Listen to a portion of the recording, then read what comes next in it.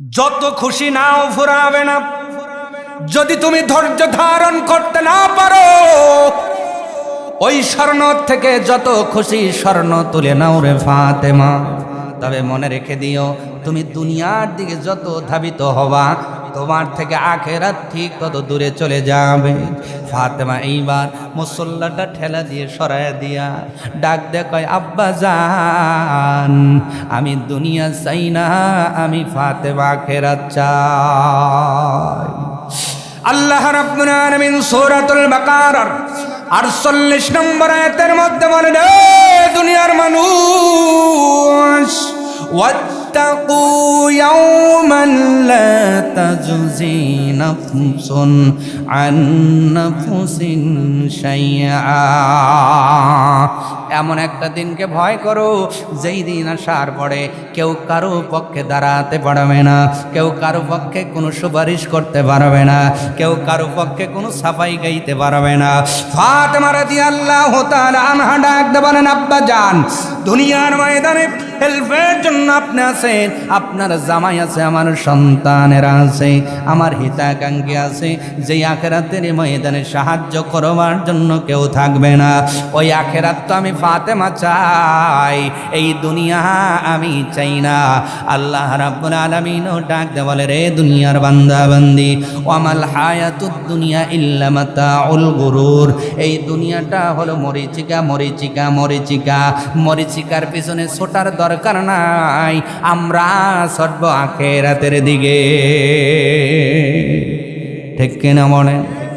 এই জন্য সম্পদের মহাব্বত সারা লাগবে। রাজি আছেন?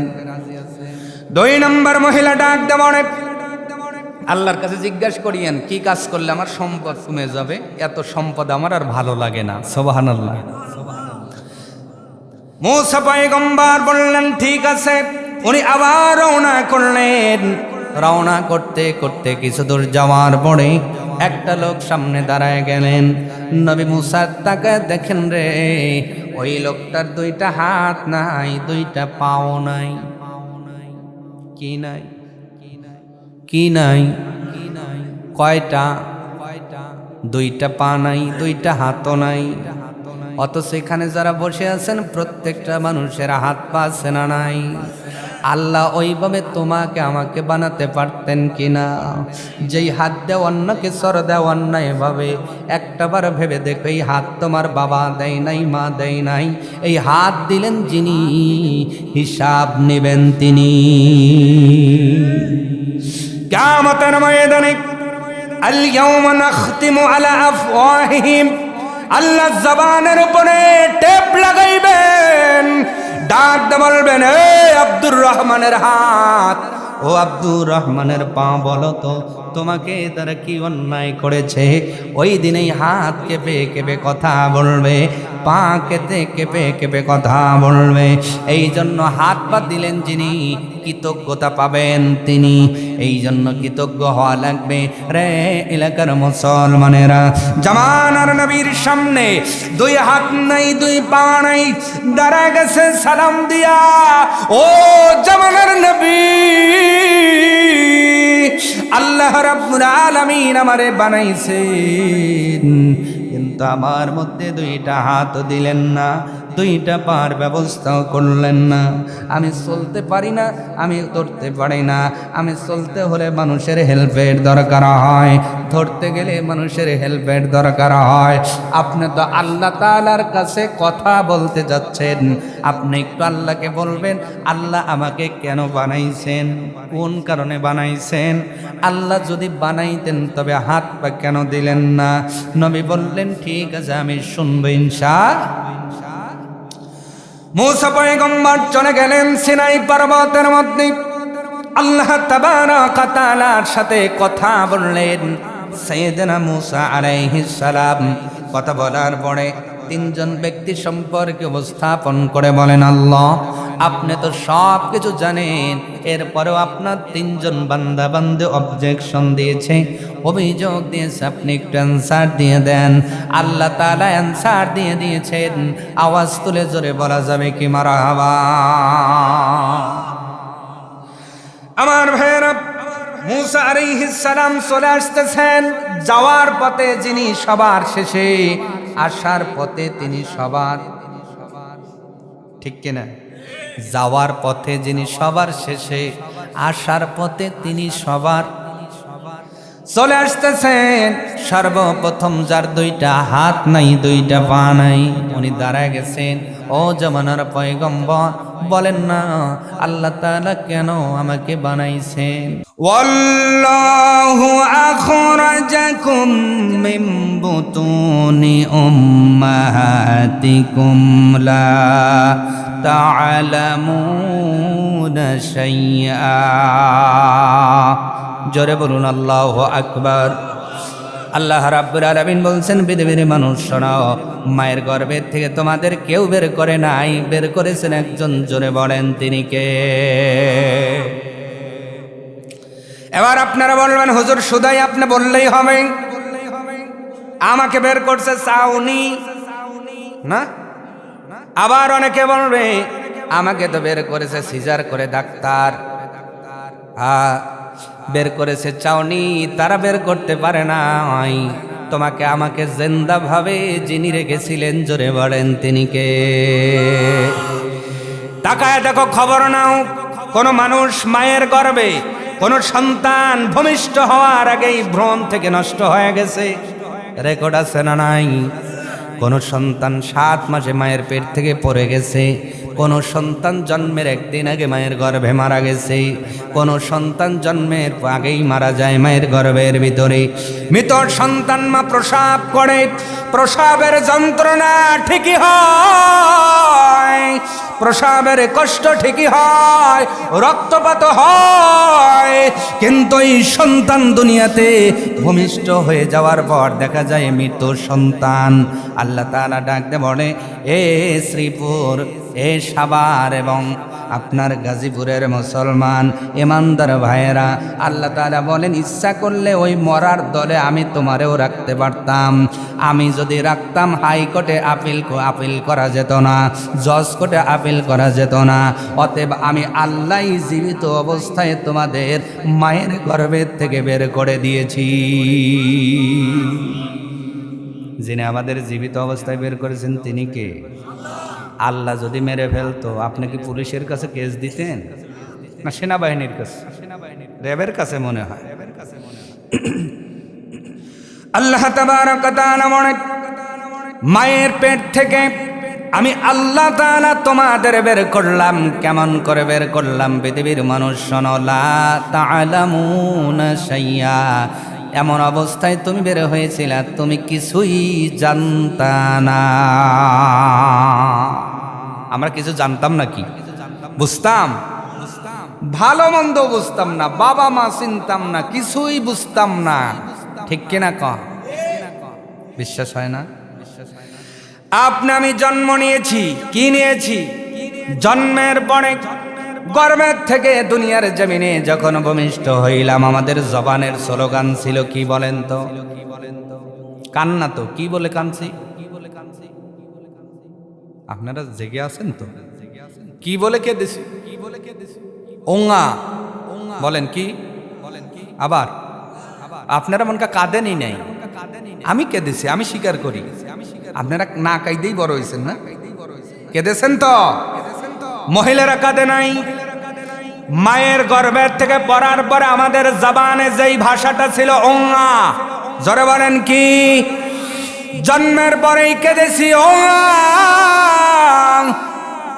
বাংলাদেশে জন্ম নিয়ে কি বলে? ওঙ্গা বলেন কি? ইন্ডিয়ায় জন্ম নিয়ে কি বলে? পাকিস্তানে জন্ম নিলে কি বলে?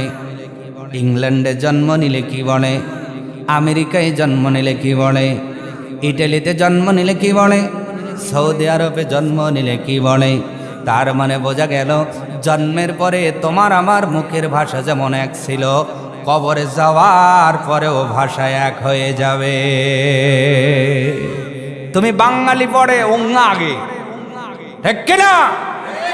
হিন্দি পড়ে ওঙ্গাটা আগে, উর্দু পড়ে অঙ্গা আগে, ইংরেজি পড়ে জবানে অঙ্গাটা আগে, আরবি পড়ে অঙ্গাটা আগে। আমি আপনি দুনিয়ার জমিনে ভূমিষ্ঠ হইয়া সুন্দর করে ডাক দিলাম অঙ্গা, কি মা কয় বাবা কাঁদে না, তাও কয় দাদি নিয়া কয় বাবা দাদা ভাই কাঁদে না, ও তখন আরো বেশি জোরে, ঠিক কিনা? এইবার নানা ঈশা কয় তোমরা পারবা না, আমার কাছে দাও। নাতিরে নিয়ে নানা ভাই যখন বোঝানোর জন্য চলে গেল, কিছু সময় পরে আমি আপনি পা আর হাত শক্ত করে এত জোরে ঝাঁকি দিয়ে বলছি ও এ কাদাও শেষ, মোতাও শেষ, কথা কয় না, ভুল বললাম। এবার নানা ঈশা কয় গেদি তোর ছেলে তো লিখ, ছেলে কি দেখ তো আমার কলবইরা মুইতা দিছে, পেশাব করছে। লা তা'লামুনা শাইয়ার ব্যাখ্যায় বলছি দুনিয়ার মানুষ, আল্লাহ তাআলা কয় বান্দারে যেই দিন মায়ের গর্ভের থেকে তোমাকে দুনিয়াতে আনা হলো, ওই দিন তুমি কিছুই জানতা না, নানার কোলে যে পেশাব করা লাগে না, ন্যূনতম এই জ্ঞানটাও তোমার ছিল। এখন যদি 1000 টাকা দিয়ে বলি ভাই নানার কোলে মুতি আইছেন, মুতবেন? পেশাব করবেন? অসম্ভব। কিন্তু জন্মের পরে একজন নেতা গেছে দেখতে, মানে নেতার সাথে তো সম্পর্ক আপনার বাবার ভালো, তো কইছে যে নেতা সাহেব আমাকে আল্লাহ একটা বেটা দিছে, একটু দেখে আইসেন। আপনি ওই নেতার কোলে খালি মতেন নাই, পায়খানাও করছে, কথা কয় না। নেতার কোলে যে পায়খানা পেশাব করা যায় না, ন্যূনতম এই জ্ঞানটাও আমাদের ছিল। এই জন্য আমরা জ্ঞান শূন্য ছিলাম। যিনি আমাদের জ্ঞানের মালিক বানালেন তিনি কে? আল্লাহ রাব্বুল আলামিন বলেন আর রহমানু আল্লামাল কুরআন।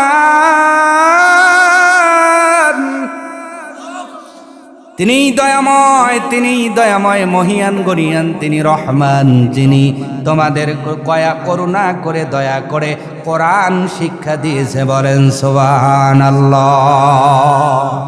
কোরআনটা শিখালেন কে? খলাকাল ইনসান। আল্লাহ বলেন আমি কোরআন আগে শিখাইলাম, তারপরে মানুষ বানাইলাম। বিষয়টা যেন কেমন হয়ে গেল, তাই না? আগে তো জন্মের কথা বলা উচিত ছিল, তারপরে কোরআন শেখানোর কথা ছিল। কিন্তু আল্লাহ তাআলা বলেন না রে বান্দা না, টাকা তুমি একটু লক্ষ্য করে দেখো। আমি রুহের জগতে বলেছিলাম আলাস্তু বিরব্বিকুম, আমি কি তোমাদের রব নই? এই দলিলটা বলেন তো কোরআনুল কারীমের মধ্যে আছে না নাই? এইবার বলেন আপনি কোরআনটা রুহের জগতে আগে শিখেছেন, তারপরে দুনিয়ায় এসেছেন। এই জন্য আল্লাহ কয় রহমান তিনি, যিনি কোরআন শিক্ষা দিয়া এরপরে তোমাকে দুনিয়ার জমিনে বের করে এনেছে। তার মানে আমরা মা বাবা চেনার আগে কোরআন চিনেছি আগে, ঠিক না? আসতে বলে রে ভাই। বংশ, টাকা পয়সা, ধন দৌলত, নাম গাম যা বলেন সব কিছুর পূর্বে আপনি যেইটা শিখেছেন তার নাম কোরআন। তার নাম কি? অথচ দুনিয়াতে এসে আমরা অনেকেই সেই কোরআন বোঝার চেষ্টা করি না। কোরআন ছেড়ে ভুলে বসে আছি। কোরআন কারোর পক্ষে বিপক্ষে হয়ে যাবে কিয়ামতের ময়দান। কোরআন হুজ্জাতুল লাকা আও আলাইকা। নবী বলছেন কিয়ামতের ময়দানে কোরআন নয় তোমার পক্ষে না হয় বিপক্ষে দাঁড়াবে। যদি পক্ষে হয় ওই মানুষটাকে কোরআন জান্নাতে নিয়েই ছাড়বে। আরো জোরে বলেন।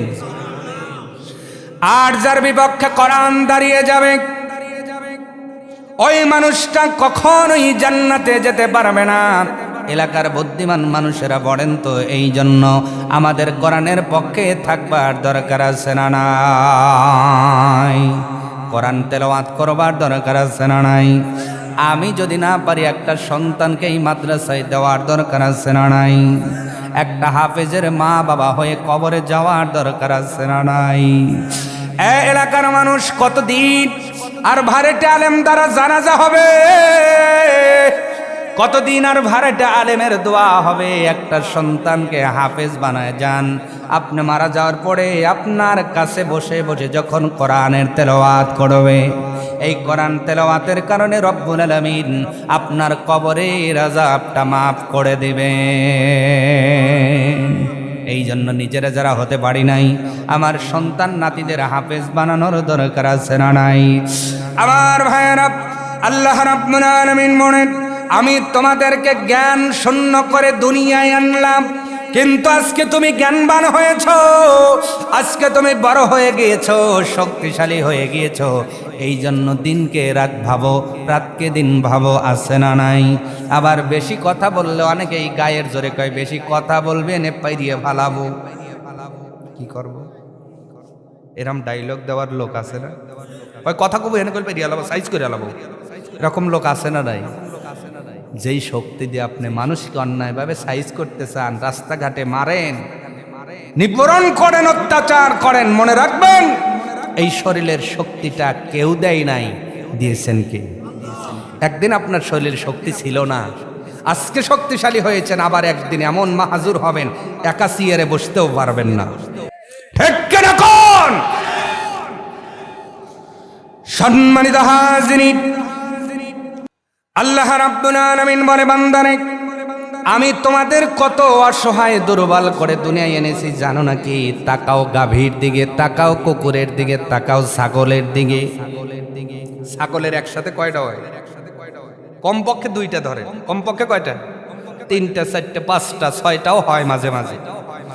এই ছাগল যে মা 5-6টা বাচ্চা প্রসব করলো, কোনোদিন কি কোনো ছাগলের বাচ্চাকে ওলো ওলো বলা লাগছে?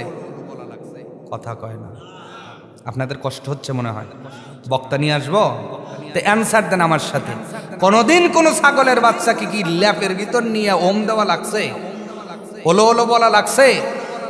14 মাস 18 মাস 2 বছর ফিডার খাওয়ান লাগছে? 5-6টা বাচ্চা প্রসব করলো ছাগল, ছাগিটা উঠে দাঁড়িয়ে গেল, কিছু সময় পর ছাগলের বাচ্চাগুলো দাঁড়িয়ে গেল, মারে চিনে ফেলল, মায়ের বানে লেগে লেগে ছাগলের বাচ্চাগুলো দুধ পান করলো।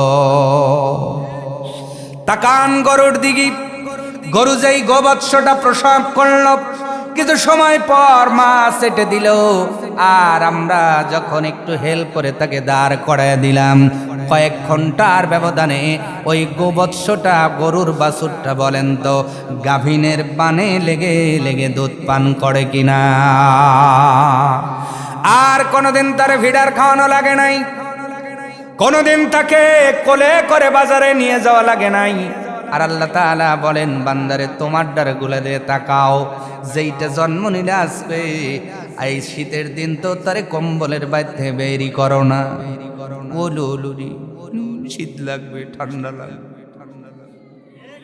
কথা বলেন, আপনি আমি দুর্বল, আমাদের দুর্বল করে বানানো হয়েছে, কিন্তু এই দুর্বল করে বানানোর পরে যিনি কোরআনের মাধ্যম দিয়া ওয়ালাকাদ কাররামনা বানি আদম, যিনি আমাদের সম্মানিত করেছেন, মুসলমানের মতো বলতে হবে তিনি কে?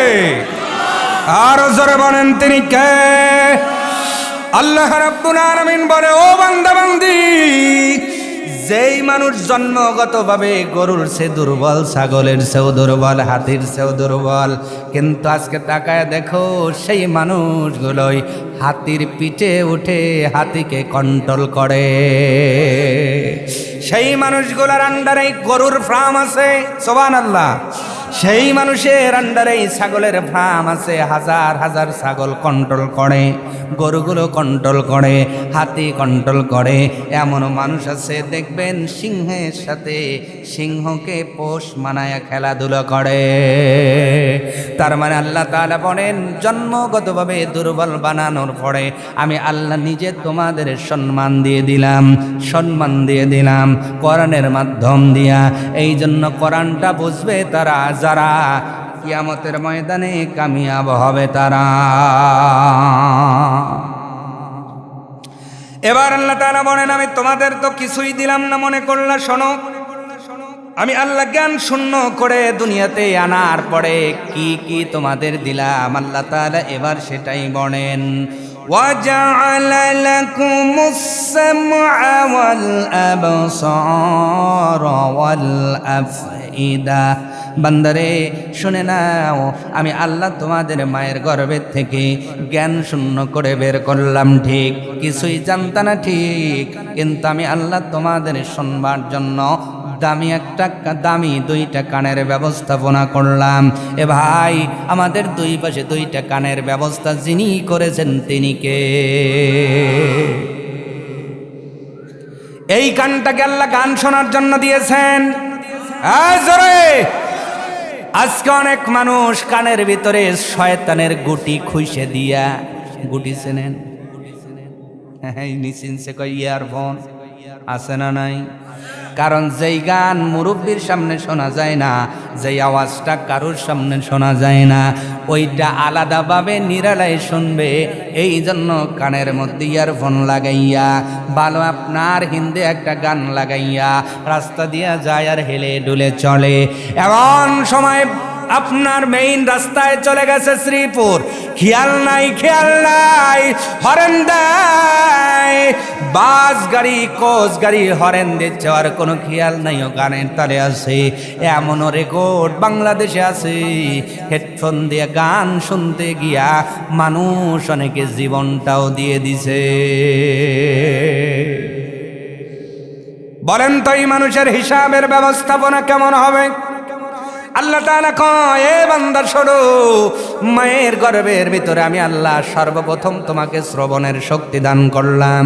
এই জন্য মুফাসসিরে কেরামগণ ডাকতে বলে, দুনিয়ার মায়েরা শোনো, যদি কোনো মা বেশি বেশি সন্তান পেটে রেখে কোরআন পড়ে, ওই সন্তানটা কোরআন হবে এই জন্যই, কারণ ওই মায়ের গর্ভে সর্বপ্রথম আল্লাহ যেই শক্তি দেয় সন্তানকে, সেটা হলো শ্রবণের শক্তি। শ্রবণের শক্তি, সুবহানাল্লাহ। 6 মাস বয়স যখন গর্ভের সন্তানের হয়ে যায়, কয় মাস? জোরে বলেন, কয় মাস? 6 মাস বয়স যখন হয়ে যায়, 6 মাস পর থেকে ওই সন্তান কিছু কিছু শুনতে থাকে। 6.5 7 মাস যখন পার হয়ে যায়, ওই সন্তান গর্ভে থেকে মায়ের আওয়াজ শুনতে পায়, বাবার আওয়াজ শুনতে পায়, দাদার আওয়াজ শুনতে পায়, দাদির আওয়াজ শুনতে পায়। এই জন্য মুফাসসিরে কেরামগণ বলেন, সন্তান পেটে রেখে তোমরা ফালতু কথা বলো না, আজে বাজে কথা বলো না, ঝগড়া করো না, তোমরা পরনিন্দা করো না, চগলখড়ি করো না, মানুষের সাথে অসৎ আচরণ করো না। তোমার সন্তান পেটে নিয়ে বেশি বেশি কোরআন পড়ো। 7 মাস পর থেকে তোমার সন্তান শোনার শক্তি পায়, শ্রবণের শক্তি পায়।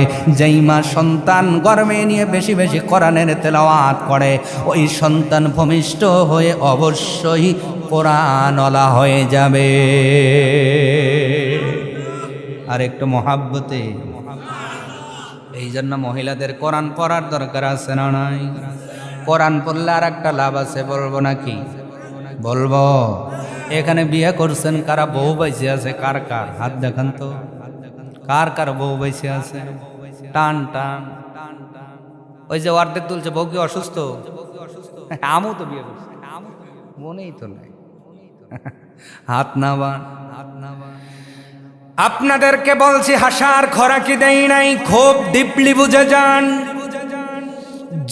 যারা হাত তুলে দেখাইলেন ঘরে বিবি আছে, আগামী সকাল থেকে কোরআনের আমলটা করার কথা বলেন। প্রতিদিন নামাজ পড়ার পরে সুবহে সাদেগের বনে, ফজরের নামাজ পড়ার পরে কোরআনের কিছু আয়াত যদি ওই মহিলা তেলাওয়াত করে, আপনার স্ত্রী যদি তেলাওয়াত করে, নবী বলেন, যেই ঘরে কোরআনের তেলাওয়াত স্ত্রী করে, আমার আল্লাহ ওই স্বামীর ইনকামের মধ্যে 10 গুণ বরকত দিয়ে দেয়। ভ্যান চালাচ্ছেন তো কি, আপনার স্ত্রী যদি কোরআন পড়ে, আপনি 500 টাকা কামান, আল্লাহ 5000 টাকার বরকত দিব। এর প্রমাণ দিচ্ছি, একজন ব্যাংকার চাকরি করে বেতন পায় 1 লাখ, মাস শেষে 5000ও বাঁচেন। আর একজন মসজিদের ইমাম বেতন পায় 10,000। কথা কয় না, কয় হাজার। ওই ইমাম কি ছোট জামা পরে না বড়টা পরে? জোরে। ওই ইমাম কি স্ত্রীকে 3 পিস পরায় না বোরকা পরায়? জোরে বলেন। ওই ইমাম নিজের সন্তানটারে কি গেঞ্জি পড়ায় না জুব্বা পড়ায়? তার মানে প্রমাণ হলো তুমি 1 লক্ষ টাকা ইনকাম করো, তোমার স্ত্রী 1 লাখ টাকার জিলিকে কোরআন পড়ে না, খালি মার্কেটে দৌড়া। জোরে জোরে ঠিক না? এই জন্য আপনার 1 লক্ষ টাকায় বরকত হচ্ছে না। আর ইমাম সাহেব ম্যাক্সিমাম আলেমের স্ত্রীরা ফজর পড়ে কোরআন পড়ে, যা ইনকাম করুক আল্লাহ 10 গুণ বরকত দেয়। আজ থেকে স্ত্রীরা কোরআন পড়বে ইনশাআল্লাহ। বলেন পড়াবেন তো? পড়াবেন তো? মা বোনরা ওরাজি নাই, মা বোনরা এখন ওই রাত্রি বেলায় যে নাটক দেখতে পারে নাই, ওইটা সকালে কাজা আদায় করে। কাজা বলে তুমি অফিসে যাও, আমি কাজা দেখি আগে, কথা কয় না। এখন আবার টিভি কমে গেছে, ফোন আসছে, সব চ্যানেল নাকি ফোনের মধ্যেই। রান্নাঘরে স্ট্যান্ড, এখন টয়লেটে খালি বাকি আছে। স্ট্যান্ড একটা টয়লেটে লাগাইলেও ভালো হয় মনে হয়, কথা কয় না। ওই যে ধরেন রান্নাঘরে গেল, হাই গাইস শুভ সকাল, টিস টিস টিস, ওইটা তোলাও শেষ, ফেসবুকে দেওয়াও শেষ, কথা কয় না। একটু বার আবার খানা খাইতেছে, হাই গাইস শুভ দুপুর, টিস টুস টুস, তোলাও শেষ ও ফেসবুকে দেওয়াও শেষ। তাহলে আপনার স্ত্রী তো এইটা নিয়েই ব্যস্ত, ও কোরআন পড়বি কখন? কথা কন না কেন? আজ থেকে 50 বছর আগে এনাদের সময়ে জিজ্ঞাসা করেন, বয়স কত বাজান? 60+। এখনো শরীরের গেটআপ দেখছেন? আর আমরা 60 বছরে গেলে মকা পাও একটা উত্তর ছড়া আর একটা দক্ষিণ ছড়া পড়বি, কথা কয় না। একমাত্র কারণ আজ থেকে 50 বছর আগে আমার দাদিরা চাচিরা সকালবেলা ওইটা সূরা ফাতিহার সাথে সূরা বাকারার 7টা আয়াত আপাতত পড়তো, এরপরে ঘর ঝাড়ু দিত। আল্লাহ সুস্থতায় বরকত দিছে, হায়াতে বরকত দিছে, সন্তানে বরকত দিছে, সুবহানাল্লাহ। আমার নিজের দাদির 18টা সন্তান, একবারও তারে সিজার করা লাগে নাই। কয়টা? অন্যের দায় নাই বলে আমার নিজের আপন দাদি। কয়টা সন্তান? 9টা মারা গেছে, 9টা বেঁচে আছে। কিছুদিন আগে আমার এক ফুফু মারা গিয়েছে, এখন 8 জন বেঁচে আছে। সুবহানাল্লাহ কন। আর একটা তাই দৌড়ান লাগে, হ্যাঁ স্যার স্ত্রী আসতেছে,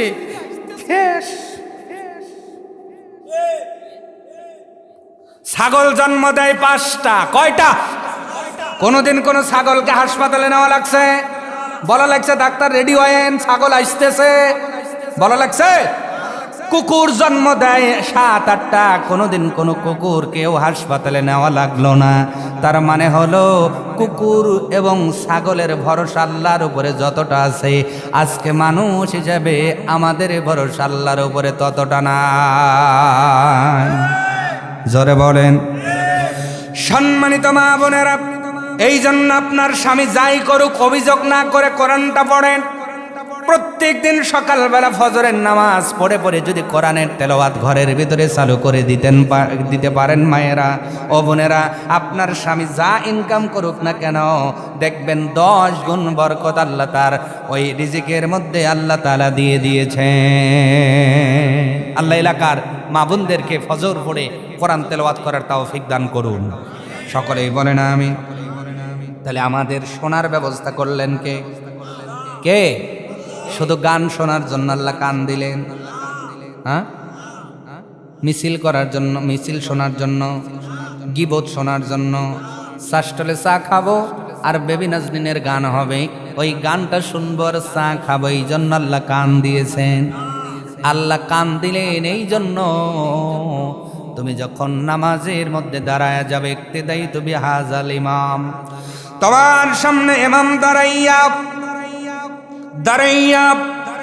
কোরআনুল কারীম থেকে যখন তেলাওয়াত শুরু করবে, তুমি দাঁড়িয়ে দাঁড়িয়ে কোরআনটা শুনবা, শুধু শুনবা না, সূরাতুল ফাতিহার মধ্যে তোমার যেই জায়গায় ভুল আছে ওই জায়গাগুলো বুঝে বুঝে যেন সংশোধন হতে পারো, এই জন্য আল্লাহ ইনপুটের ব্যবস্থা করলেন, শোনার ব্যবস্থা করলেন। বান্দা বান্দি, তুমি যদি নাও জানো আপাতত শুনে শুনে কোরআনটা শুদ্ধ করে নাও। সুবহানাল্লাহ।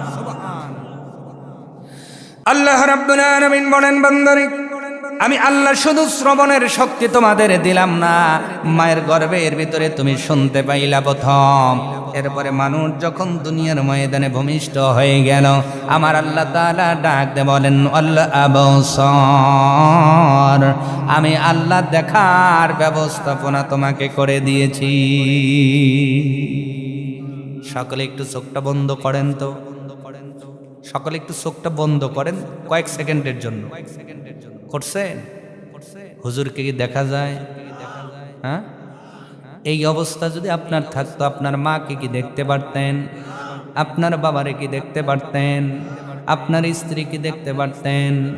আপনার আদরের স্ত্রীকেও দেখতে পারতেন না। ও এলাকার মুসলমানেরা, আমাদের মধ্যেই এমনও মানুষ আছে যাদের আল্লাহ অন্ধ বানাইছেন, দেখার ক্ষমতা আল্লাহ দেন নাই। বলেন তো আল্লাহ তাআলা আমাদেরকেও অন্ধ বানাতে পারতেন কিনা? আল্লাহ রাব্বুল আলামিন বলে, বান্দারে আমি দেখার ব্যবস্থাপনা করে দিলাম। এইটা একটা লাইট। এইটা কি? এই যে দুনিয়াতে লাইট জ্বালান, এই লাইট জ্বালাইলে বিল আছে না নাই? বিল যদি না দেন, বলেন তো লাইন থাকবে না বাতিল হবে? জোরে বলেন। শুধু বাতিল হবে না, খেসাং করে লাইনটা কেটে দিয়ে চলে যাবে।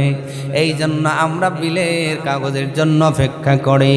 আল্লাহ তাআলা ডাক দে বলে, বান্দারে জন্মের থেকে নিয়ে শুরু করে আজ পর্যন্ত এই চোখ দিয়ে দিয়ে তুমি কত কিছু দেখো, কই কই এই বিল তো ইসলামী ব্যাংকে জমা দিলা না, সোনালী ব্যাংকে জমা দিলা না, কোনো ব্যাংকেই জমা দিলা না।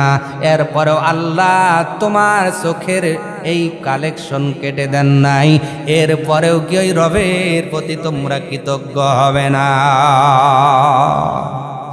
আল্লাহ তাআলা বলেন, বান্দারে শোনো, দুনিয়ার ময়দানে ইটালির থেকে একটা লাইট দিছে আপনারে, খুব পাওয়ার।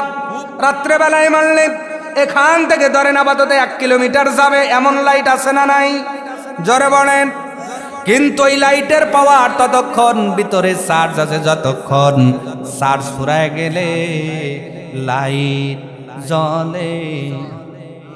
চলে জোরে কন, জ্বলে। আল্লাহ কয়, আমি তো 2টা লাইট দিলাম, কিন্তু তোমাদের চার্জ কই? শোনো, আমি আল্লাহ ব্রেনের মধ্যে অটো চার্জারের ব্যবস্থা করে দিলাম। যেই মানুষগুলো সঠিক সময়ে ঘুমায়, এরা যখন ঘুমিয়ে যায় এই চোখে রিচার্জ হয়ে যায়। আল্লাহ যদি এইভাবে চার্জ না দিয়ে আপনাদের আমাদের অ্যাডাপ্টার দিতেন, অ্যাডাপ্টার বোঝে, মানে এই জায়গায় একটা পুর থাকবো, লাইন থাকবো, হঠাৎ করে আপনি বাংলাদেশে এখন চোরের যে অবস্থা, এই ধরেন মেট্রো রেলেই ভ্রমণ করতেছেন, ব্যাগ আছে কিন্তু আপনার কাছে হাত আছে, ব্যাগ নাই। কারণ ওই ব্যাগের ভিতরই চোখের চার্জার আছে। শ্বশুরবাড়ি যাওয়ার আগে চোখ বলবে টিট টিট টিট, চোখ কইতেছে হ্যাঁ চার্জ দাও, কিন্তু আপনার কাছে তার নাই। কথা কর না কা? আল্লাহ কয়, আমি রহমান, আমি করুণাময়, আমি আল্লাহ তোমাদের দিয়েছি এমন চোখ, যেই চোখ ঘুমাইলে চার্জ হয়। জোরে বলেন। এই যে একটা ফোন, এখন সবচেয়ে দামি ফোন কোনটা? আইফোন, তাই না? ম্যাক্স প্রো, 2.25 লক্ষ টাকা প্রায় দাম। 48 মেগাপিক্সেল ক্যামেরা সেট করা আছে, এই জন্য বাংলাদেশি টাকার 2.25 লক্ষ টাকা দাম। আজকে একজন আইফোন নিয়ে আসলে সেলফি ওটার হেরিক লেগে যায়। কথা কয় না? এই ক্যামেরা কত বালা, 48 মেগাপিক্সেল ক্যামেরা, এত টাকা দাম দিতে হয়। মুফাসসির কেরামগণ আফসারের ব্যাখ্যার ভিতরে বলেন, এ দুনিয়ার মানুষ, আল্লাহ তাআলা ডান চোখে 13 কোটি, বাম চোখে 13 কোটি, সর্বমোট এক দেখায় 26 কোটি জিনিস তোমার এই 2টা চোখ ক্যাপচার করার ক্ষমতা রাখে। আরো জোরে বলেন না। মেগাপিক্সেলে ডাইভেট করলে কত হয়? বাড়িতে গিয়ে একটু গুনটুন চোখ দিয়ে, সময় তো নাই, ওই দিকে যেতে পারছি না। এক দেখায় 26 কোটি জিনিস ধরতে পারে চোখটা, আল্লাহ কয়। শুধু তাই নয়, চোখটা যেমন করে তোমার চোখ চতুর্পাশে মুখ করে, একটা ক্যামেরা, ফোনের ক্যামেরা এইভাবে যদি মুখ করাইতে চাও লক্ষ লক্ষ টাকার খরচ হয়ে যাবে। কিন্তু আমি আল্লাহ যেই দুইটা চোখ দিয়ে দিলাম রে বান্দা, এই দুইটা চোখ সুন্দর করে ডাইনে বামে ওপরে নিচে মুভ করে। শুধু তাই নয়, এই চোখের মধ্যে ময়লা গেলে অটো রিফ্রেশের ব্যবস্থা আল্লাহ করে দিয়েছেন। আরো জোরে বলেন সুবহানাল্লাহ। আমার ভাইয়ের আল্লাহ তাআলা বলেন শুধু চক্ষু দিলাম না, ওয়াল আফইদা, আমি আল্লাহ অন্তর দিলাম। সুবহানাল্লাহ। অন্তরটা দিলেন কে? সবাই বলেন কেন দিলেন? কেন দিলেন? টুনির মাল লেগে। এখন তো অনেক যুবক কয় বাঁচবো না তো, মরেই যাব, বাঁচাতে পারবো না তো, আমার অন্তর জুড়ে কেউ নাই, খালি টুনির মা। কথা কয় না, এরকম অন্তরালা যুবক এলাকায় নাই। অনেকের অন্তরে মরিয়ম, করিমন, সকিনা, জরিনা, টুনির মা, কত মহিলার বসবাস। এই মানুষগুলো বারে বারে বলে, ও অমকের অমক, তুমি কি জানো আমার অন্তর জুড়ে তুমি, শুধু তুমি, এই অন্তরে অন্য কেউ বসতে পারবে না। আল্লাহ কয় বান্দারে কি বললি তুই এটা? এই অন্তর তো টুনির মা দেয় নাই, তোর বাবাও দেয় নাই, মাও দেয় নাই, আমি আল্লাহ তোমার অন্তরটা আমি আল্লাহই স্থাপন করে দিয়েছি। কেন আল্লাহ দিলেন? যেন তুমি বুঝতে পারো। কি করতে পারো? কি বুঝবেন? এইটা ভালো করা লাগবে, এইটা খারাপ করা যাবে না, এইটা হালাল ধরতে হবে, এইটা হারাম ছাড়তে হবে, এইটা জায়েজ করব, এইটা না জায়েজ ছাড়ব। এইটা বোঝার জন্য আল্লাহ অন্তর দিয়েছেন। সুবহানাল্লাহ। কয় নামাজের মধ্যে ফরজ আছে কয়টা? এই 13টা ফরজ বোঝার জন্য আল্লাহ অন্তর দিলেন। 5 ওয়াক্ত নামাজ পড়তে হবে, এইটা বোঝার জন্য আল্লাহ অন্তর দিলেন। কোরআনুল কারীম বোঝার জন্য অন্তর দিলেন। কিন্তু অনেক মানুষকে বললে কয় হুজুর আমি মুখ্য সূক্ষ্ম মানুষ তো অত বুঝি না, এরকম স্লোগানের লোক আছে না? কথা কন, কি মুখ্য সূক্ষ্ম মানুষ? নিজের জমি আছে 30 বিঘা, ওই 30 বিঘার দলিল ঠিক করছে, খাজনা ঠিক করছে, খারিজ করছে, পর্চা করছে, 1 শতক জায়গা ও চাচার কাছ থেকে কেউ ফাঁকি দিতে পারে? তখন উনি মুখ্য সূক্ষ্ম হয় না। নামাজের কাছে গেলেই মুখ্য সূক্ষ্ম হয়, কোরআনের কাছে গেলেই মুখ্য সূক্ষ্ম হয়। আল্লাহ কয় কবরে এসে দেখ বাটাম রেডি আছে।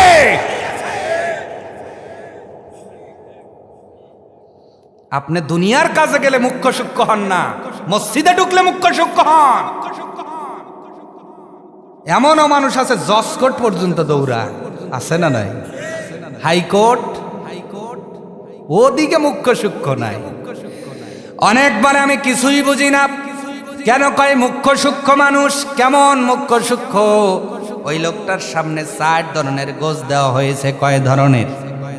ব্রয়লার, টাইগার, কক, তারপরে গরু। কয়টা? 4 ধরনের গোস্ত দিয়ে বলতেছে চাচা আপনি তো মুখ্য সূক্ষ্ম মানুষ, এইবার ব্রয়লার দেই। কয় না। কেন? ব্রয়লার খাই না বাবু। এটা টাইগার দেব? কয় না, শক্ত, খাওয়াই না। দিব লেয়ার দিব? না এটাও না। গরু? কয় হ্যাঁ ওখান থেকে 2 পিস দাও। কথা কয় না। কে চাচা আপনি না মুখ্য সূক্ষ্ম মানুষ, ব্রয়লারের সাথে গরুর গোস্ত টেস্ট এটা তো ভালোই বোঝে। কথা কয় না। পুঁটি মাছ, তিত্তা পুঁটি চচ্চড়ি করেছে, আর এই শীতের দিনে বড় নদীর বাইম ভাজা ভাজা করেছে। চাচা মিয়ার সামনে যদি দেওয়া যায়, চাচা মিয়া মুখ্য সূক্ষ্ম মানুষ, আপনি পুটির চরচরি খান। কয় না। খাবেন কোনটা? কয় বাইম। ওরে বাবা, আপনি এটা ভালো বোঝেন। বিয়া করেছেন, সন্তানটারে বিয়াই বাড়ির থেকে 10 লাখ টাকা নিবেন। কয় লাখ? এখন বিয়াই সব 9.5 লাখ দিছে, স্যাপ দিয়ে দিয়ে গুনতেছে, নোট 2টা কম পড়ে গেছে। ওই সময় মুখ্য সূক্ষ্ম চাচা কয় বিয়াই 2 নোট নাই। কয় নোট? ওই সময় চাচা ঠিকই বোঝে 2 নোট নাই। তখন আপনি মুখ্য সূক্ষ্ম হন না। কোরআনের কাছে গেলেই মুখ্য সূক্ষ্ম ভান ধরেন। আল্লাহ ভান ছুটাবে, কবরে যায় দেখেন আগে। কথা কি ক্লিয়ার না ভেজাল আছে? ক্লিয়ার। ও ক্লিয়ার করার লেগে আইছি আমি, কথা কন। অতএব মুখ্য সূক্ষ্ম সেজে থেকে লাভ নাই। কোরআন বুঝতে হবে, জানতে হবে, পড়তে হবে, মানতে হবে, ঠিক কিনা? এছাড়া বাঁচার কোনো উপায় নাই। আল্লাহ রাব্বুল আলামিন বলেন, আমি তোমাদের অন্তরকে স্থাপন করে দিলাম। অন্তরের মধ্যে কি থাকবে? কোরআন থাকবে, নামাজ থাকবে, আল্লাহর হুকুম থাকবে, আল্লাহ তাআলার ভালোবাসা থাকবে, আল্লাহ তাআলার ভয় থাকবে। ওয়ালা রাব্বিহিম ইয়াতাওয়াক্কালুন। আল্লাহ রাব্বুল আলামিন বলেন, আল্লাহর উপরে, রবের উপরে ভরসা করবা, ভরসা করবা। এই ভরসা করে করে অন্তরের মধ্যে যদি কোরআনটাকে স্থান দিয়ে দিতে পারো, ওই অন্তরওয়ালা মানুষকে যিনি জান্নাত দিবেন, জোরে বলেন তিনি কে? এবার আসেন আয়াতের কথাগুলো শোনেন। এতক্ষণ পর্যন্ত যা আলোচনা করলাম, আল্লাহ তাআলা আমাদেরকে মায়ের পেট থেকে বের করলেন যখন আমরা কিছুই জানতাম না, কিছুই চিনতাম না, কিছুই বুঝতাম না, আমাদের জ্ঞান শূন্য ছিল। আমরা দেখতাম কিন্তু অ্যাকসেপ্ট হতো না, আমরা শুনতাম কিন্তু মেমোরির মধ্যে সেভ হতো না। আল্লাহ তাআলা ডাক দিয়ে এক পর্যায়ে বললেন, আমি তোমাদের কানের ব্যবস্থাপনা করলাম, আমি তোমাদের দেখার ব্যবস্থাপনা করলাম, আমি আল্লাহ বোঝার জন্য, মা বাবা চেনার জন্য, আত্মীয় স্বজন চেনার জন্য, দুনিয়াকে পরিচালনার জন্য, বুঝবার জন্য অন্তর তাওহীদ করে দিলাম বান্দারে। ও বান্দিরা, এত কিছু কেন দিলাম জানো নাকি? লাআল্লাকুম তাশকুরুন।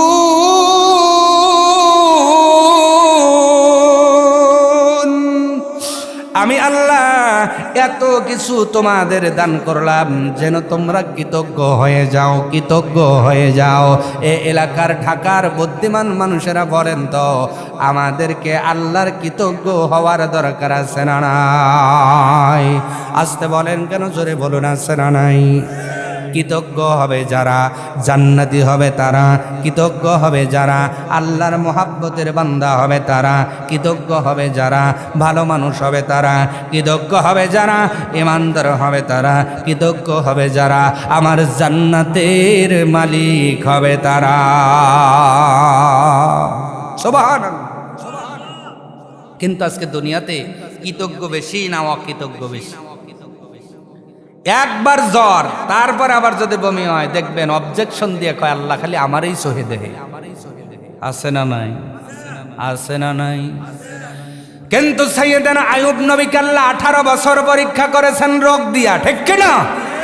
তার মানে রোগ আসতে পারে। আল্লাহ রাব্বুল আলামিন সূরাতুল বাকারার মধ্যে বলেন, পৃথিবীর মানুষ শোনো, وَلَنَبْلُوَنَّكُمْ بِشَيْءٍ مِّنَ الْخَوْفِ وَالْجُوعِ وَنَقْصٍ مِّنَ الْأَمْوَالِ وَالْأَنفُسِ وَالثَّمَرَاتِ। আল্লাহ তাআলা বলেন, আমি তোমাদের সূচি দিয়ে দিলাম, শিডিউল দিয়ে দিলাম। আমি আল্লাহ 5টা বিষয় পরীক্ষা করব। 1 নাম্বার কিছু ভয় দ্বারা, তারপরে ক্ষুধা দিয়া, এরপরে তোমাদের সম্পদ কমে যাবে, ইনকাম কমে যাবে, তারপরে সন্তান মারা যেতে পারে, তোমাদের সন্তানগুলো ইন্তেকাল করতে পারে। 5 নাম্বার, পৃথিবীর মানুষ তোমাদের ফসলাদি নষ্ট হতে পারে, ব্যবসায় ভাটি পড়তে পারে। এই সমস্ত জিনিস দিয়ে আমি আল্লাহ তোমাদের পরীক্ষা করব। এই পরীক্ষা আসার পরে যদি ধৈর্য ধারণ করে রবের প্রতি কৃতজ্ঞ হয়ে যেতে পারো, আমি রব ঘোষণা দিয়ে দিলাম, চিরসুখী জান্নাতওয়ালা বানায় দেব। এই জন্য বলেন তো, আমাদের কৃতজ্ঞ হওয়ার দরকার আছে না নাই? আসতে বলবেন না, জোরে বলুন, আছে না নাই? সাইয়েদানা মুসা কালিমুল্লাহর নাম শুনেছেন আপনারা? যিনি কালিমুল্লাহ, দুনিয়ার জমিন থেকে রব্বুল আলামিনের সাথে যিনি কথা বলতেন, সিনাই পর্বতের মধ্যে, যেই পর্বতের কথা আল্লাহ রব্বুল আলামিন সূরা 3-এর মধ্যে দিয়েছেন, বলেন সুবহানাল্লাহ। কোন সূরার মধ্যে? ওয়াত্তিনি ওয়াজ্জাইতুনি ওয়াতুরি সিনিন রব্বুল আলামিন বলেন, সিনাই পর্বতের কসম, সিনাই পর্বত হলো সেই পর্বত যেই পর্বতের মধ্যে দাঁড়াইয়া দাঁড়ায় সাইয়েদনা মূসা কালিমুল্লাহ রব্বুল আলামিনের সাথে কথোপকথন করেছেন। আওয়াজ তুলে জোরে বলা যাবে কি মারহাবা। নবী মূসা নবী আল্লাহর সাথে কথা বলতেন। এক কথা বলবার জন্য উনি যখন রওনা করেছেন সিনাই পর্বতের দিকে, রাস্তায় দিয়ে চলতেছেন, রাস্তার মাঝখানে একজন মহিলা এসে দাঁড়ায় গেল, অত্যন্ত গরিব, অত্যন্ত অসহায়। মহিলা ডাকতে বললেন, জামানার পয়গম্বর, আল্লাহ তাআলা আমাকে এত গরিব বানাইলেন কেন? আমার নাই বলতে কিছুই নাই, ভালো একটা চাল নাই, ভালো কোনো খাবার নাই, ভালো কোনো পোশাক আমি পরতে পারি না। আপনি তো সিনাই পর্বতের মধ্যে যাচ্ছেন রব্বুল আলামিনের সাথে কথা বলবার জন্য। যদি আপনি যান, ও জামানার পয়গম্বর, আপনি একটু শুনে আসবেন আল্লাহ তাআলা কেন আমার এত গরিব বানাইছেন। জামানার পয়গম্বর মূসা আলাইহিস সালাম রাজি হয়ে গেলেন। আবার উনি চলতেছেন, চলতে চলতে কিছু দূর যাওয়ার পরে আর একজন মহিলা সালাম দিয়ে দাঁড়ায় গেছেন। ও জামানার পয়গম্বর, আপনার কাছে একটা আরজি। বলে, কি আরজি বলেন? আপনি তো রব্বুল আলামিনের সাথে কথা বলবার জন্য যাচ্ছেন, কিন্তু আমি অনেক সম্পদের মালিক। এই সম্পদের হিসাব করতে যাইয়া ঠিক মতো আল্লাহ তাআলার ইবাদত করতে পারি না, তার ইবাদতে মনোযোগ দিতে পারি না, তার আমলের মধ্যে মনোনিবেশ করতে পারি না। এত সম্পদ আল্লাহ দিয়েছেন, সম্পদের কারণে ইবাদত বিঘ্ন ঘটে। আপনি একটু আল্লাহকে জিজ্ঞাসা করবেন কি কাজ করলে সম্পদ কমে যাবে, আমি সেই কাজ করতে চাই। বলেন মারহাবা। যারা আল্লাহরে ভালোবাসে তারা দুনিয়া চায় না, তারা আখিরাত চায়। ঠিক কিনা বলেন? আরো জোরে। আমরা মুসলমান হিসেবে কি চাইব, দুনিয়া না আখিরাত? তবে যারা আখিরাত চায়, দুনিয়া তাদের পিছে ছোটে। সুবহানাল্লাহ। দুনিয়াটা হলো ছায়ার মতো। কিসের মতো? আপনার ছায়া আপনি কোনোদিন ধরতে পারবেন না। আপনি যত জোরে দৌড়াবেন, ছায়া তার চেয়েও জোরে দৌড়ায়। তেমনি ভাবে দুনিয়ার পিছনে যারা ছোটে, দুনিয়া তাদের ধরা দেয় না। যারা আখিরাতের পিছনে ছোটে, দুনিয়া তাদের পিছে ছোটে। আমার নবী একদিন আম্মাজান ফাতেমাতুজ জোহরার বাড়িতে চলে গেলেন। ডাক দিচ্ছেন, মা ফাতেমা সোনাকি। ভিতর থেকে আওয়াজ হয়, বাবা গো, এমন একটা শাড়ি পরে আছি, যেই শাড়ি পরে বেটি তার বাবার সামনে দাঁড়াইতে পারে না। তার মানে এত সেরা শাড়ি। এ দুনিয়ার মহিলারা, যেই মহিলা তোমাদের জান্নাতের সরদারিনী হবে, ওই মহিলা এমন শাড়ি পরে আছে, সেরার উপরে সেরা। এবার নবীজি ডাক ধরলেন, ফাতেমা, তুমি কি জানো মদিনার কোটিপতিরা তোমাকে বিয়ে করবার জন্য প্রস্তাব দিয়েছিল? মক্কার ধনাঢ্য মানুষগুলো বিয়ে করার জন্য প্রস্তাব দিয়েছিল। ও মা ফাতেমা, আমি তাদেরকে জামাই না বানাইয়া গরিব আলীকে জামাই বানাইছি। এই জন্য কি রাগ করেছ? ফাতেমা বলে, না আব্বা না। নবীজি ডাকতে বলেন, ফাতেমা, যদি দুনিয়ায় কষ্টে পড়ে যাও, ও ফাতেমা, যেই মুসল্লায় দাঁড়ায়া আল্লাহর সামনে নামাজে দাঁড়াইছ, ফাতেমা রে, ওই মুসল্লার একটা কানি তুলে দেখো। ফাতেমা রাদিয়াল্লাহু তাআলা আনহা যখন ওই মুসল্লা যায় নামাজের কানিটা টান দেন, ফাতেমা বলেন, আমি নিজের চোখে দেখি আমার যায় নামাজের তল দিয়া গলিত সোনার নহর প্রবাহিত হচ্ছে। আরো জোরে। নবীজি ডাকতে বললেন, ফাতেমা, যত খুশি নাও ফুরাবে না। যদি তুমি ধৈর্য ধারণ করতে না পারো, ওই স্বর্ণ থেকে যত খুশি স্বর্ণ তুলে নাও রে ফাতেমা। তবে মনে রেখে দিও, তুমি দুনিয়ার দিকে যত ধাবিত হবা তোমার থেকে আখেরাত ঠিক তত দূরে চলে যাবে। ফাতেমা এইবার মুসল্লাটা ঠেলা দিয়ে সরায়া দিয়া ডাক দেয়, কয় আব্বা জান, আমি দুনিয়া চাই না, আমি ফাতেমা আখেরাত চাই। আল্লাহ রাব্বুল আলামিন সূরাতুল বাকারার ৪৮ নম্বর আয়াতের মধ্যে বলেন, দুনিয়ার মানুষ, ওয়াত্তাকু ইয়াওমান লা তাজজি নাফসুন আন নাফসিন শাইআ। এমন একটা দিনকে ভয় করো যেই দিন আসার পরে কেউ কারো পক্ষে দাঁড়াতে পারবে না, কেউ কারো পক্ষে কোনো সুপারিশ করতে পারবে না, কেউ কারো পক্ষে কোনো সাফাই গাইতে পারবে না। ফাতেমা রাদিয়াল্লাহু তাআলা আনহা ডাক দিয়ে বলেন, আব্বা জান, দুনিয়ার ময়দানে হেল্পের জন্য আপনি আছেন, আপনার জামাই আছে, আমার সন্তানেরা আছে, আমার হিতাকাঙ্ক্ষী আছে, যেই আখেরাতের ময়দানে সাহায্য করবার জন্য কেউ থাকবে না, ওই আখেরাত তো আমি ফাতেমা চাই, এই দুনিয়া আমি চাই না। আল্লাহ রাব্বুল আলামিনও ডাক দিয়ে বলে, রে দুনিয়ার বান্দা বান্দি, ওয়ামাল হায়াতুদ দুনিয়া ইল্লা মাতাউল গুরুর, এই দুনিয়াটা হলো মরিচিকা মরিচিকা মরিচিকা, মরিচিকার পিছনে ছোটার দরকার নাই, আমরা ছুটব আখেরাতের দিকে। ঠিক কিনা বলেন? এই জন্য সম্পদের মহাব্বত সারা লাগবে। রাজি আছেন? ২ নম্বর মহিলা ডাক দেয় বলে, আল্লাহর কাছে জিজ্ঞাসা করিয়েন কি কাজ করলে আমার সম্পদ কমে যাবে, এত সম্পদ আমার আর ভালো লাগে না। সুবহানাল্লাহ। মুসা পয়গম্বর বললেন ঠিক আছে। উনি আবার রওনা করলেন। রওনা করতে করতে কিছু দূর যাওয়ার পরে একটা লোক সামনে দাঁড়ায় গেলেন। নবী মুসা তাকে দেখেন, রে ওই লোকটার 2টা হাত নাই, 2টা পাও নাই। কি নাই? কি নাই? কয়টা? 2টা পা নাই, 2টা হাতও নাই। অথচ এখানে যারা বসে আছেন প্রত্যেকটা মানুষের হাত পা আছে না নাই? আল্লাহ ওইভাবে তোমাকে আমাকে বানাতে পারতেন কিনা? যেই হাত দেও অন্যকে সর দেও অন্যায় ভাবে, একটাবার ভেবে দেখো এই হাত তোমার বাবা দেয় নাই, মা দেয় নাই, এই হাত দিলেন যিনি, হিসাব নেবেন তিনি। কিয়ামতের ময়দানে আল ইয়াউমা নাখতিমু আলা আফওয়াহিহিম, আল্লাহ জবানের উপরে টেপ লাগাইবেন, ডাক দিয়ে বলবেন, এ আব্দুর রহমানের হাত, ও আব্দুর রহমানের পা, বলো তো তোমাকে তারা কি অন্যায় করেছে?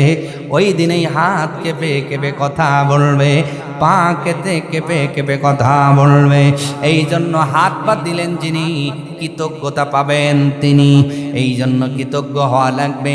রে এলাকার মুসলমানেরা, জামানার নবীর সামনে 2 হাত নাই, 2 পা নাই, দাঁড়া গেছে সালাম দিয়া, ও জামানার নবী, আল্লাহ রাব্বুল আলামিন আমারে বানাইছেন, কিন্তু আমার মধ্যে 2টা হাত দিলেন না, 2টা পার ব্যবস্থাও করলেন না। আমি চলতে পারি না, আমি ধরতে পারি না। আমি চলতে হলে মানুষের হেল্পের দরকার হয়, ধরতে গেলে মানুষের হেল্পের দরকার হয়। আপনি তো আল্লাহ তাআলার কাছে কথা বলতে যাচ্ছেন, আপনি একটু আল্লাহকে বলবেন, আল্লাহ আমাকে কেন বানাইছেন, কোন কারণে বানাইছেন? আল্লাহ যদি বানাইতেন তবে হাত পা কেন দিলেন না? নবী বললেন, ঠিক আছে আমি শুনবো ইনশাআল্লাহ। মুসা পয়গম্বর চলে গেলেন সিনাই পর্বতের মধ্যে। আল্লাহ তাবারাকা তাআলার সাথে কথা বললেন। সাইয়েদনা মুসা আলাইহিস সালাম কথা বলার পরে 3জন ব্যক্তি সম্পর্কে উপস্থাপন করে বলেন, আল্লাহ আপনি তো সব কিছু জানেন, এরপরেও আপনার 3জন বান্দা বান্দে অবজেকশন দিয়েছে, অভিযোগ দিয়েছে, আপনি একটু অ্যান্সার দিয়ে দেন। আল্লাহ তাআলা অ্যান্সার দিয়ে দিয়েছেন। আওয়াজ তুলে জোরে বলা যাবে কি মারহাবা? আমার ভাইয়েরা, মুসা আলাইহিস সালাম চলে আসতেছেন। যাওয়ার পথে যিনি সবার শেষে, আসার পথে তিনি সবার, ঠিক কিনা? যাওয়ার পথে যিনি সবার শেষে, আসার পথে তিনি সবার। চলে আসতেছেন। সর্বপ্রথম যার দুইটা হাত নাই, দুইটা পা নাই, উনি দাঁড়ায় গেছেন। ও জামানার পয়গম্বর, বলেন না আল্লাহ তাআলা কেন আমাকে বানাইছেন? দুনিয়াতে কোন কাজের জন্য বানাইছেন?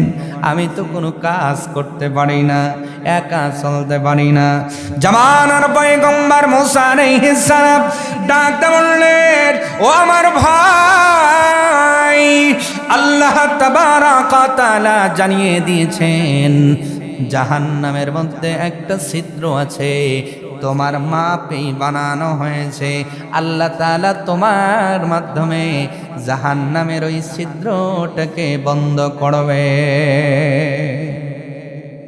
শোনার সাথে সাথে লোকটা পড়েছে আলহামদুলিল্লাহ। আল্লাহু আকবার বলেন। আপনারে যদি বলতো, আপনি কি আলহামদুলিল্লাহ বলতে পারতেন? কিন্তু উনি বলেছে আলহামদুলিল্লাহ, মুস্কে একটা হাসি মারছে। মুসা আলাইহিস সালাম আশ্চর্যিত হয়ে গিয়েছেন, ডাক দিয়ে বলছেন, আপনাকে দ্বারা আল্লাহ জাহান্নামের ছিদ্র বন্ধ করবেন, আপনি আলহামদুলিল্লাহ বললেন, মুস্কি করে হাসলেন কেন? লোকটা ডাক দিয়ে বলেন, নবী গো, এতদিন পর্যন্ত জানতাম আল্লাহ আমার এমনি বানাইছে, কোনো কাজের জন্য আল্লাহ বানায় নাই। আজকে যেহেতু আল্লাহ বলেছে আমাকে দ্বারা জাহান্নামের ছিদ্র বন্ধ করবে, আমি বড় খুশি। এই জন্য যে আমার মতো নগণ্য মানুষের কথাও আল্লাহ স্মরণে রেখেছে, শুধুমাত্র এই জন্য আমি খুশি হয়ে গিয়েছি।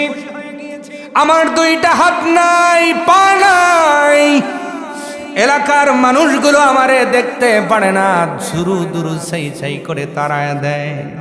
আমি ভাবতাম আল্লাহ এমনি বানাইছে, কিন্তু যেহেতু আমাকে দ্বারা আল্লাহ জাহান্নামের ছিদ্র পূর্ণ করবে, তার মানে আমার রব আমাকে মনে রেখেছে, আমার রব যে আমাকে ভুলে যায় না, এই জন্য আমি বড় খুশি হয়ে গেছি। লাআল্লাকুম তাশকুরুন। উনি শুকুর হলেন আল্লাহর উপরে, আল্লাহর কৃতজ্ঞ হলেন। কিতাবের মধ্যে লেখা হয় শুধুমাত্র আল্লাহর কৃতজ্ঞ হওয়ার কারণে পরবর্তী সময় আল্লাহ তার হাতের ব্যবস্থা করেছিলেন। আল্লাহু আকবার বলেন আরো জোরে। আল্লাহ তার পায়ের ব্যবস্থা করেছিলেন শুধুমাত্র কৃতজ্ঞ হওয়ার কারণে। আল্লাহু আকবার। আজকে জান ঢাকা পঙ্গু হাসপাতালে যেই মানুষগুলোর পায়ের মধ্যে রড লাগানো, ওই বোঝে যে পায়ের কি মর্যাদা। যার একটা হাত নাই সেই জানে হাতের কি মর্যাদা। এই জন্য হাত পা দিলেন যিনি, কৃতজ্ঞ পাবেন তিনি।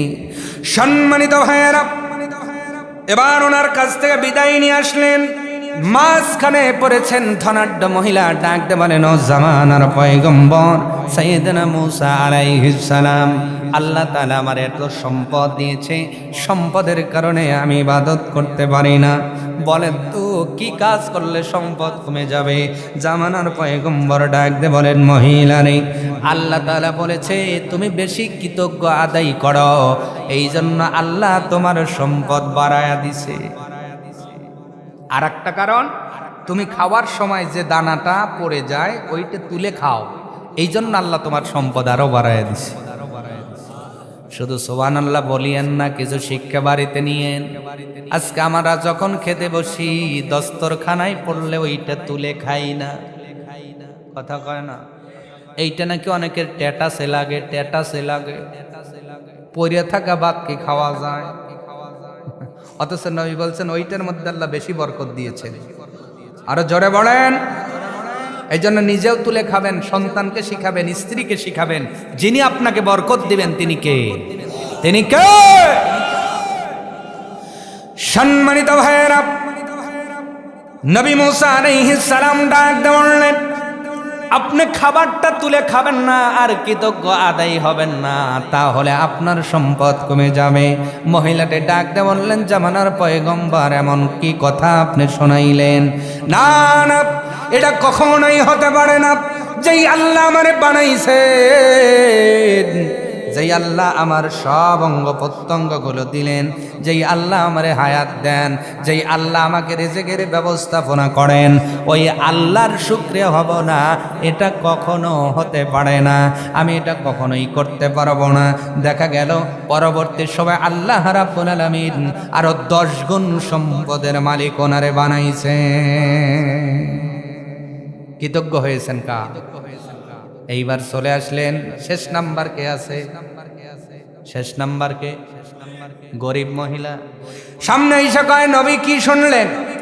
মুসা আলাইহিস সালাম ডাক দিয়ে বলে, ও মহিলা, তোমার ব্যাপারে রব্বুল আলামিন ফয়সালা দিয়েছেন, তুমি আল্লাহ তাআলার কৃতজ্ঞ হও না, এই জন্য আল্লাহ তোমার সম্পদ বাড়ায় না। মহিলা ডাক দিয়ে কয়, কি বলেন আপনি? এটা কৃতজ্ঞ করার বিষয়? আমার চাল নাই, ঘর আছে চালটা ফুটা, খাইতে পারি না, খাবার নাই, কাপড়টা ময়লা, কৃতজ্ঞটা হবো কেমনে? এরকম লোক আমাদের মধ্যেও আছে না নাই? জোরে বলেন। নিজের গায়ের মধ্যে একটা চাদর আছে, ভালো একটা চাদরওয়ালা দেখলে আল্লাহ আমার টাকা দাও না, অত সুন্দর চাদর পরতে পারি না, অথচ বিভিন্ন রেল স্টেশন ঘুরে দেখেন আল্লাহর সৃষ্টি মানুষই সামান্য ছেঁড়া চাদর পরে ফ্লোরের উপর ঘুমাইতেছে। কথা কয় না? ওরেও তো আল্লাহই বানাইছে, ওরছে তো আপনি সুখে আছেন, সুবহানাল্লাহ। আপনার একতলা হইছে, 60 তালার দিকে চোখ। ওরে আল্লাহ, 60 তালা কবে হইব?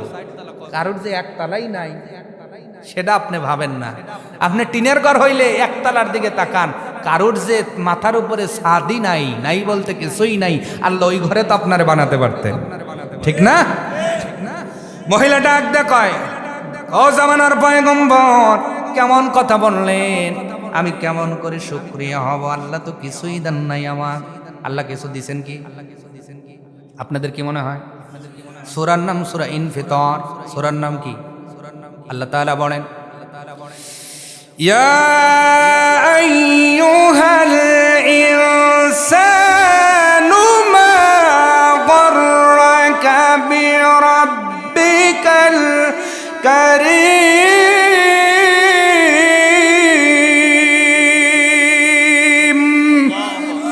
ও মানব মণ্ডলী, কোন কারণে তোমার রবকে থেকে মুখটা ফিরায় নিলা? আল্লাযী খলাকাকা ফাসাওয়াকা ফাআদালাক, যেই আল্লাহ তোমারে বানাইছে, তোমার শরীরের মধ্যে যেই আল্লাহর শক্তি দিছে, মাথা থেকে পা পর্যন্ত যেই আল্লাহ তোমারে ডেকোরেশন করেছে, আল্লাহ কিছুই দিল না। ধরেন এই দামি বডিটা দিছেন কে? জোরে জোরে জোরে। শুধুমাত্র ব্রেনের কথা বলি, তামাম বিজ্ঞানী ডাক্তারকে এক জায়গায় বোর্ড বসায়া একটা ব্রেন কি বানায় দিতে পারবে? সবাই বলেন, সব ডাক্তার এক জায়গায় হয়ে কি আপনার হার্ট বানায় দিতে পারবে? আপনার ফুসফুস বানাতে পারবে? কিন্তু দিছেন কে? কোটি কোটি টাকার সম্পদ আল্লাহ আপনার শরীরে ফিট করছে। সুবহানাল্লাহ কন্যা।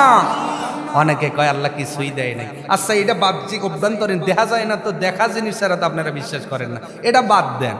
এখানে যারা বসে আছেন, আল্লাহ যদি বলে 2 মিনিটের জন্য, এলাকার নামটা কি? মতনের ট্যাগ। এই এলাকায় আল্লাহ 2 মিনিটের লেগে অক্সিজেন হরতাল দিবে। কয় মিনিট? এই 2 মিনিট পর কে কে বুক টান করে বাইর যাবেন? দেন, হাত দেন তো। হুজুর কি থাকবে? খালি জানাজা কেটে দিবি। হুজুরও তো নাই।